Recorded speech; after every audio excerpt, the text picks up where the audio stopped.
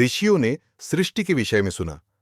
अब उनके मन में एक और प्रश्न स्पष्ट हो गया।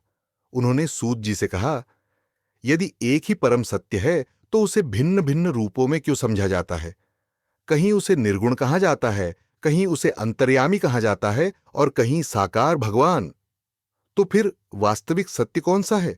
सूत जी ने उत्तर दिया, ऋषियों, आपका यह प्रश्न भागवत का हृदय है।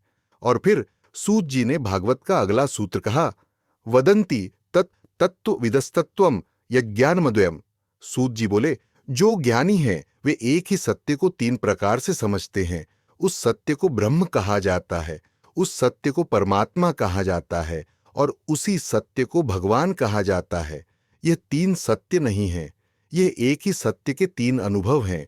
सूत जी ने स्पष्ट किया, जब मनुष्य सत्य को निर्गुण रूप में अनुभव करता है तो उसे ब्रह्म कहा जाता है। जब वही सत्य हृदय में अंतर्यामी रूप से अनुभूत होता है तो उसे परमात्मा कहा जाता है। और जब वही सत्य गुणों सहित, लीला सहित और संबंध सहित प्रकट होता है तो उसे भगवान कहा जाता है। आर्षी ध्यान से सुन रहे थे।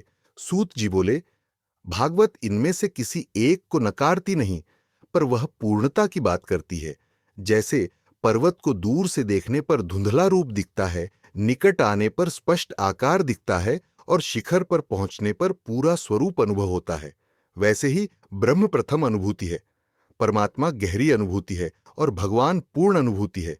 सूत जी बोले, इसलिए भागवत का लक्ष्य केवल ज्ञान नहीं है, लक्ष्य संबंध है भगवान से।